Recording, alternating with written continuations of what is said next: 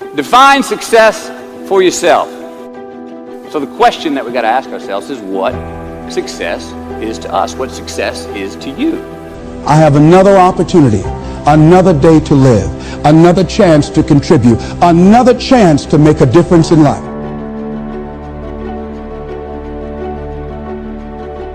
Define success for yourself. So the question that we got to ask ourselves is what success is to us, what success is to you. Is it more money? That's fine. I got nothing against money. Maybe it's a healthy family. Maybe it's a happy marriage. Maybe it's to help others, to be famous, to be spiritually sound, to leave the world a little bit better place than you found it. Continue to ask yourself that question. Now your answer may change over time, and that's fine.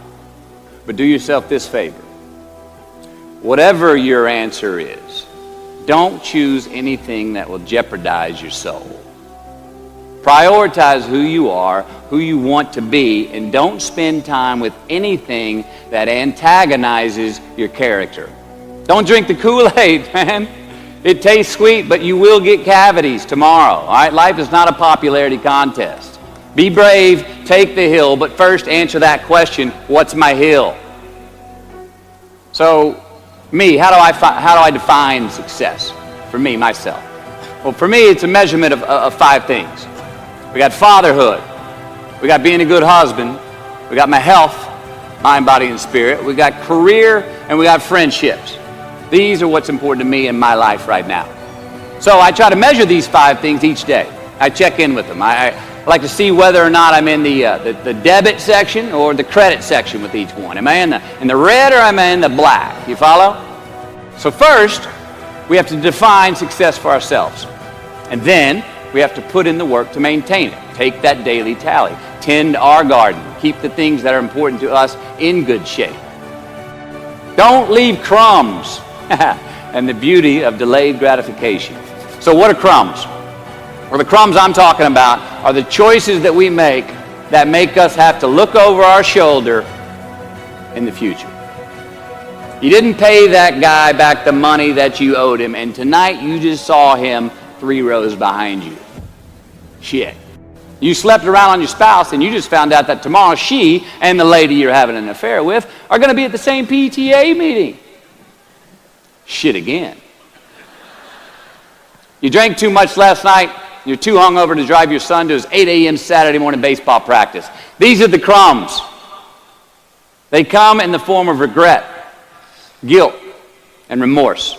You leave crumbs today, they will cause you more stress tomorrow. And they disallow you from creating a customized future in which you do not have to look over your shoulder.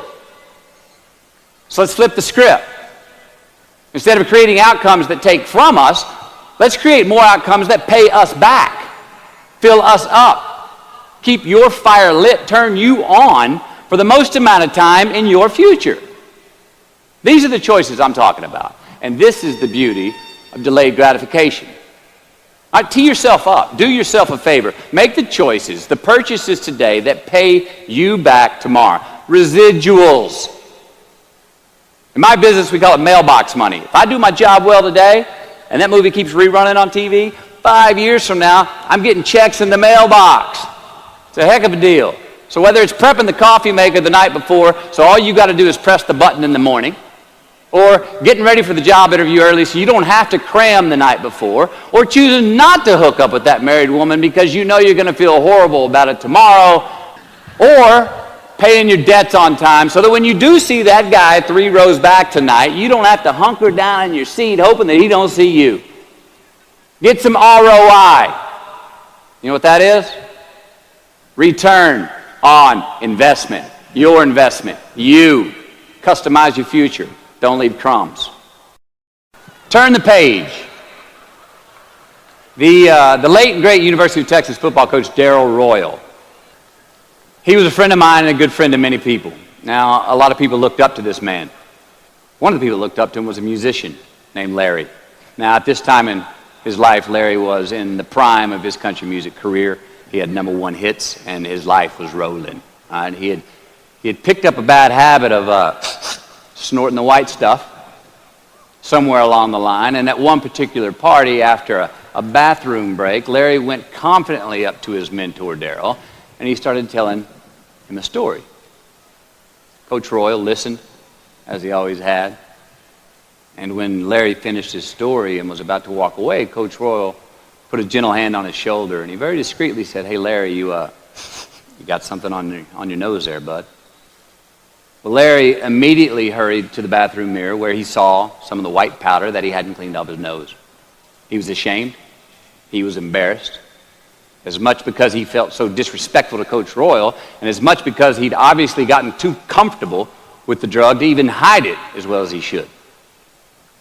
Well, the next day, Larry went to Coach's house. He rang the doorbell. Coach answered, and he said, "Coach, I need to talk to you." Darryl said, "Sure, come on in."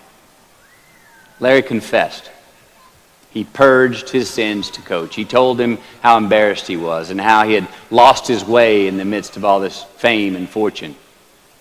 And towards the end of an hour, Larry, who was in tears, he asked Coach, he said, "Coach, what do you think I should do?" And the coach, being a man of few words, just looked at him and calmly said, "Larry, I have never had any trouble turning the page in the book of my life." Larry got sober that day, and he's been sober for the last 40 years. We're going to make mistakes. You got to own them. Then you got to make amends. And then you got to move on. Guilt and regret kills many a man before their time. So turn the page, get off the ride. You are the author of the book of your life. Turn that page. Life is not easy. It is not. Don't try to make it that way. Life's not fair. It never was. It isn't now, and it won't ever be. Do not fall into the trap, the entitlement trap, of feeling like you're a victim. You are not. Get over it and get on with it. And yes, most things are more rewarding when you break a sweat to get them. Give your obstacles credit. You know those no fear t-shirts that were out? I don't know. People used to wear them 10 years ago, no fear. I don't get them, and I never did. I mean, I try to scare myself at least once a day. I mean, I get butterflies every morning before I go to work. I was nervous before I got here to speak tonight. I think fear is a good thing. Now, why? Because it increases our need to overcome that fear. All right, so say your obstacle is fear of rejection. All right, you want to ask her out, or you want to ask him out, but you fear that he or she may say no. All right, you want to ask your boss for that promotion, but you're scared he's going to think you're overstepping your bounds. Well, instead of denying those fears, declare them. Say the fear out loud. Admit it. Give them the credit they deserve. Don't get all macho and act like they're no big deal. And don't get paralyzed by denying that they exist and therefore abandoning your need to overcome them. I mean, I'd even subscribe to the belief that we're all destined to have to do the thing that we fear the most anyway, at some point.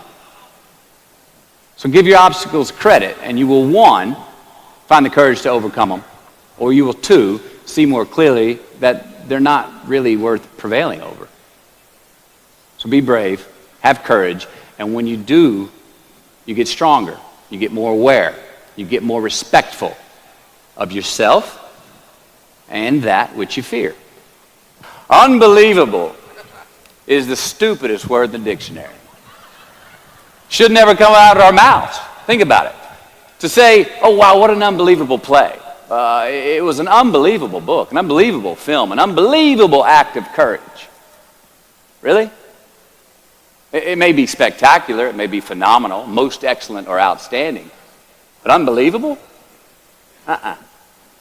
Give others and yourself more credit. It just happened. You witnessed it. You just did it. Believe it. What about the other side of unbelievable? You know, that side when we humans underperform or act out of our best character.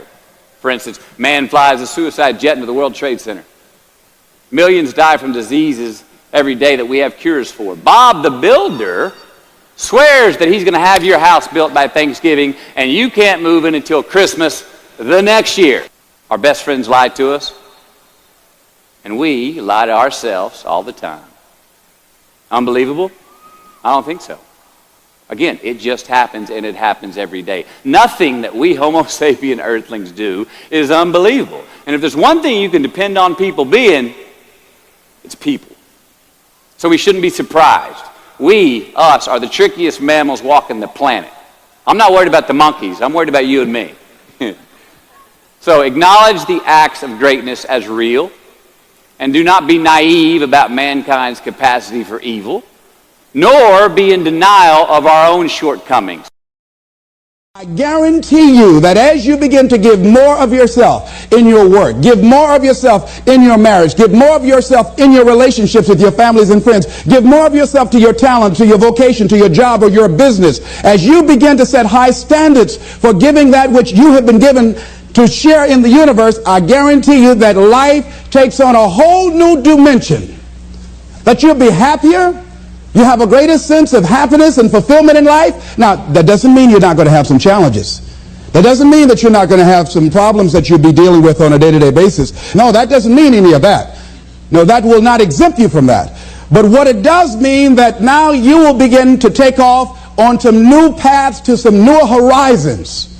That you'll begin to see life totally different than most people. I think that's what Henry David Thoreau meant when he said most men live in quiet desperation. That most of us go through life because we're not using that which we've been given, that we are punished, that we're going through life getting up in the morning with no reason to get up. See, once you find out your purpose in life, and once you decide that you're going to live a life of sharing and giving and contributing to life, you don't need an alarm clock to get up. That you move differently. You have more life in you. But most people are walking around dead. Most people are looking lifeless. Most people find it a hard effort to smile. Most people are abusing themselves with alcohol and drugs and evading their own greatness and holding back on themselves. For years, I was cheating myself. For years, I could have been doing exactly what I'm doing right now. But I was afraid. I didn't feel I was worthy, and I didn't want to recognize that which I had been given. I had a limited view of me, and I was literally running away from me. I mean, life sometimes chases me and says, no, we want you to do something great. No, not me. Go get somebody else. No, you're not talking about me. No. You don't know what I've been doing. No. We want you. We can just groom you and train you and get you ready. Me, yeah. Are you sure? Me, yeah. No, not me. No, I don't know. I don't want to do that, see. Ladies and gentlemen, one of the reasons that we should begin to give more is because we owe a debt. Reading a book, John Powell. Well, I'm afraid to tell you who I am because you might not like me, and that's all I've got. Line in there I love to quote, we are made by those who love us and by those who refuse to love us.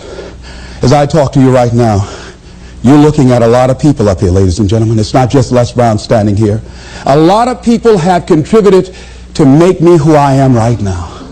None of us are here because of our own doing. All of us have had life to contribute to us. Many times complete strangers. So we all have cookie people in our lives. What do you mean by cookie people? Cookie people and chicken soup people, as I call them when I do my workshops. Cookie people are people like Miss Lillian. When my mother used to whip me as a kid, and I was the bad twin, always getting in trouble, Miss Lillian would hear me screaming, and after Mama would get through, Miss Lillian would come over to the house and give me some cookies and milk. And my mama said, what you doing back there, Lillian? I'm just giving him some cookies, Mamie. And she said, here you are, Leslie. Even though you're a bad little boy, I brought you some cookies. So cookie people are people who, even when you are bad, even when you're not being who you really are, they look beyond your faults and see your needs. Even if you're a moody person and curse them out and dog about sometimes, these cookie people love you unconditionally. How many of you have ever had cookie people in your life? All right. So we all have had cookie people that the universe has put in our lives to contribute to us. The other people are the chicken soup people. Chicken soup people are people that you can call at 2 o'clock in the morning and say, I got a flat tire, will you come help me? Or my battery is not running, would you come give me a jump? Or I need some help, would you come get me out of jail? If you don't have some chicken soup people in your life, you better get some. But these are people that you can always call on to help you out. So I'm encouraging you to give a letter of appreciation to some of the cookie people in your life. Some of them might have already made their transition. Write some letters to some people who were a leg up for you, some people who contributed to you being who you are, and just say, I was just thinking over the years, I know you know I love you and appreciate everything you've been to me, but I just wanted to drop you this letter. How do you think they'll feel if they get that? Just out of nowhere, just want to thank you for how you have enriched my life. You might not have thought much of it, but because of the help and assistance you gave me on that particular day, that was a turning point in my life. Why should we give? Well, giving creates a vacuum. And as we know, nature abhors a vacuum. See, when you give, you create a vacuum. You are now in a position to receive. See, if I have my arms closed holding on to everything I've got, nothing is available to come in. But if I'm open, if I created a vacuum there by giving and keeping the flow going, the stuff in the universe is going to come back to me, ladies and gentlemen. It's going to come back. Whatever you give, whenever I go into a room and give a speech to inspire people, to help them to develop their greatness, if you get 10% of what I get, because as Bach says, we teach that which we need most. I'm not wearing any crown. I need it as much as I'm sharing it. I'm still growing. I'm still unfolding. I'm still seeking to discover my greatness. And if you get 10% of what I get when I walk out of here, see, there will be a different man walking out of here than who came in here. And as I give, the more I give to you, the more I get. Most people don't understand that. That's a law of life. Do you know that we can literally eliminate poverty overnight? We can eliminate hunger and homelessness overnight if people understood the concept of what giving means and the power in it, about the difference that it can make in our lives. I guarantee, if you go to any rundown neighborhood and interview the people there, evaluate their lifestyles and what they're doing and what they're contributing to life, and then go in a wealthy neighborhood and talk to those people and evaluate them and check out what they're doing with their energy and their time and what they're contributing to life. Here's what you're going to discover, what Earl Nightingale said. He said, our success in life is directly related to the quantity and the quality of the service that we give. I guarantee you that you will find that people who have more, people that are living the abundant life, are the contributors to life, ladies and gentlemen. They are the people that are giving more. And the people who are operating out of scarcity and poverty consciousness, these are the people that are down and out. These are the people that are complaining. These are the people that are blaming the world and everybody for where they are. But if they took that same energy and begin to invest and give something back to life. I was in New Jersey, and I had to give a political presentation to a group there that were trying to organize a community to begin to revitalize that particular community. And the guy was telling me very proudly as we were walking through a housing project, he said, the city is about to give $55 million to renovate these housing projects. I said, what a waste. He said, why would you say that? I said, let me ask you something. And the person that was standing next to him, I said, do you live in this building here? He said, yes. I said, how many families live here? He said, 6 families. I said, we walked in the door and we can smell the stench of urine. Does it take a genius to go down to the store and perhaps sacrifice buying 3 packs of cigarettes and buy some Tide or soap and water and come back here and wash this stench out of here? Does it take a genius to get a can of paint and paint over the graffiti and repair the mailbox? Does it take a genius for that? I say to you, you pour the money in these housing projects and you don't change the people that are living in the projects, before you are completed, they'll be right back to where they were before. If it is to stand, and I'm not saying that there aren't situations where people need some help and assistance, but people must be allowed to contribute. Here's something else you're going to discover in giving. Something that's very important. Give thanks. Giving thanks creates power. Give thanks for your house. Give thanks for your apartment, for your car, for your family, for your health, for your relationships, for what you have. When we focus on something, it expands. When you're giving thanks, when you're showing a spirit of gratitude for what I got, not that you're satisfied with it, but you're grateful for what you got. Whatever you focus on, that's what you're going to continue to multiply and expand in your life. But if you focus on what you don't have, if all you can do is point out the negative things in your life, whatever you focus on, you're going to expand that. Some people, all they can do is complain. That's all they can do. They can't find anything to say good about life or about anybody else. Every time they open their mouths, that's what their minds are consumed with, and that's all they're producing in their lives. And these are people that you don't want to be around. Develop a spirit of gratitude. I'm thankful for life. I'm thankful to be an American. I'm thankful to be on this part of the planet. I'm thankful to see another day. No, things aren't what I want them to be. No, I don't have all the things I want to have. But I'm thankful that I'm still here. I have another opportunity, another day to live, another chance to contribute, another chance to make a difference in life. So begin to give thanks for what you have. Whatever you focus on, remember now, you want to become aligned with the universe. If you have scarcity in your life, it's because you have a consciousness of scarcity. As you begin to become thankful for what you have, for the abundance that you now know is coming your way, that you're attracting to you, for the good relationship that is coming your way right now, it will begin to create incredible opportunities for you to begin to improve your life and the quality of life of people around you. Giving is also, ladies and gentlemen, forgiving. Give forgiveness. Many of us do not realize that we cannot grow, that we're blocking ourselves, we're blocking our good in the universe. We're literally standing in the way of the flow of what life has to us because we haven't learned how to forgive. We haven't learned how to let things go so we can get on with our lives.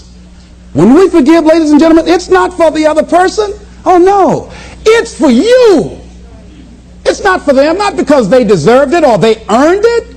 You're forgiving other people. First of all, you've got to forgive yourself.